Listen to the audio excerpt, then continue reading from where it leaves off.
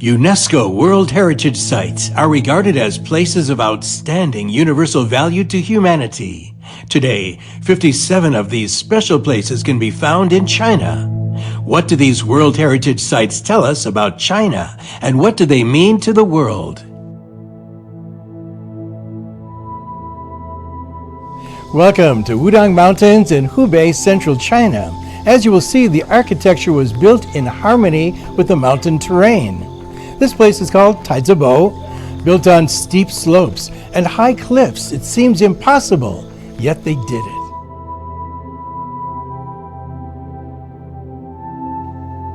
The ancient building complex in the Wudang Mountains was inscribed by UNESCO on the World Heritage List in 1994. It encompasses structures dating as far back as the 7th century, and the zenith of expansions and renovations unfolded during the Ming Dynasty. Over the course of nearly 1,000 years, this ensemble of buildings, along with the exquisite carvings, sculptures, and ornaments, represented the highest standards of Chinese art and architecture.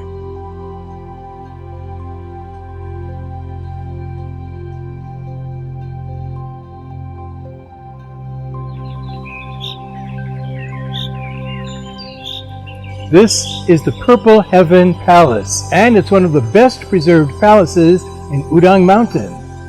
You know the size? Well, it's about 10 football fields. And you can see ancient Chinese artistic beauty and the strength of architecture. You can see photos of this place, but it's nothing like being here and feeling the history of China. Constructing buildings in rugged mountain terrain requires a careful blend of human ambition and nature's constraints. But beyond such practicalities, the design and construction of this ancient complex were deeply influenced by Taoist philosophies such as harmony between heaven and humanity and following the natural way. This wisdom has its roots in the Tao Te Ching, a classical work by the ancient philosopher Lao Tzu around 2,500 years ago.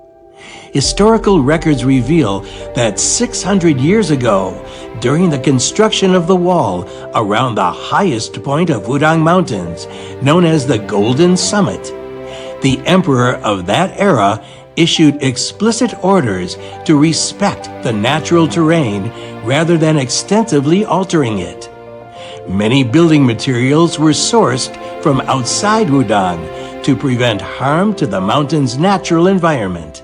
6 centuries later, as commended by a UNESCO expert, Wudang Mountains combine ancient wisdom, historic architecture, and natural beauty. Well, I've almost reached the Golden Summit. It has not been an easy climb, but well worth it. I'm surrounded by mountains with elegant peaks and ancient buildings. I can feel the peace and tranquility. It touches my soul deeply.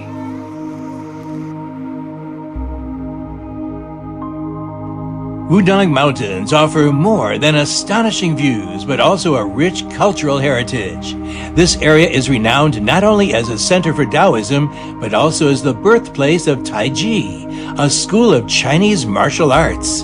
I recently learned about an American named Jake, who has made Wudang his home for more than a decade, dedicating his life to the practice of Taizi.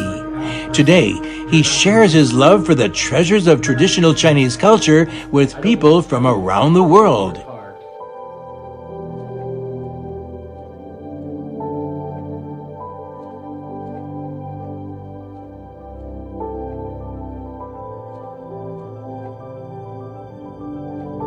So today we're at Yushugong. This is the temple that I trained at when I first came to Wudang. So I first arrived here. This is where we would spend all of our time training martial arts, doing our basic training. Actually, my first day was right over here in this spot. So how did you become involved with Tai Chi? I came here originally. I came to China just to study Tai Chi, to study martial arts. So I came here after high school, after college, at 20 years old. My goal was to be in charge of my own health, to find a way to be healthy. Many people are confused. What is the difference between Tai Chi and Kung Fu? So Kung Fu is a pretty broad term. It comes from the term Gong Fu, which just means skill over time. But Kung Fu just means martial arts in general. Taiji is a specific type of martial arts. It's typically done slow, but there is like physical application, there are techniques, but there's also a big grounded part of philosophy and of health cultivation. Mentioning philosophy, is there a connection between Chinese wisdom and Taiji? Of course. So here we practice Taoism, that's the philosophy and the religion here, and you can't really separate that from what we do when we practice Taiji. A lot of the elements are very similar. So when we talk about yin-yang or Taiji theory, it's the balance of polar opposites. And so that's a really integral part to Chinese culture and specifically to Taoist philosophy. So they're very connected. I think Taiji is the great equalizer. Whatever you do in life, Taiji can give you benefits because it's about correcting posture, it's about being soft, it's about being fluid. While I am hardly going to become a Taiji master in such a short time, I'm really drawn to a way of life that seeks to blend knowledge and action and harmonize humanity with nature. Well, Jake, this is a perfect place to have some tea, and I feel that we're really close to nature. How do you feel? Yeah, I feel great. This is definitely connected to our practice. We're always this close to nature. It's how we get our inspiration. As Taiji practitioners, we're always trying to emulate water. We're trying to emulate the mountain. And I think being close to nature allows you to have a better idea about that. We talk about water being soft. When we practice Taiji, we also talk about soft movement, deflecting force. There's not a lot in our practice where we try to go against the current. We try to find a natural way. So it's about finding effortless action. And with that, we can take water as the most natural example. Because water, what it tries to do is it tries to find the lowest place of resistance. And so in that way, we can model ourselves to be more humble. We can model ourselves to be more soft, to be more forgiving. In Wudang Mountains, you can't ignore the element of water. The mountains and water, like yin and yang, coexist. That's why, on my way out of Wudang Mountains, I stopped at the Danjiako Reservoir right at the foot of the mountain. This is the Danjiako Reservoir, located on the Hanjiang River. It serves as the source of the central route of China's south to north water diversion project. It's so vast, so beautiful, so breathtaking. The waters of Danjiangkou originate from the upper reaches of the Hanjiang River and its tributary, the Danjiang. Interestingly, water from Wudangshan also contributes to this flow. Over time, continuous endeavors to safeguard the lush green mountains and clear waters have ensured that the high-quality water from the Danjiangkou Reservoir benefits tens of millions of people in northern China.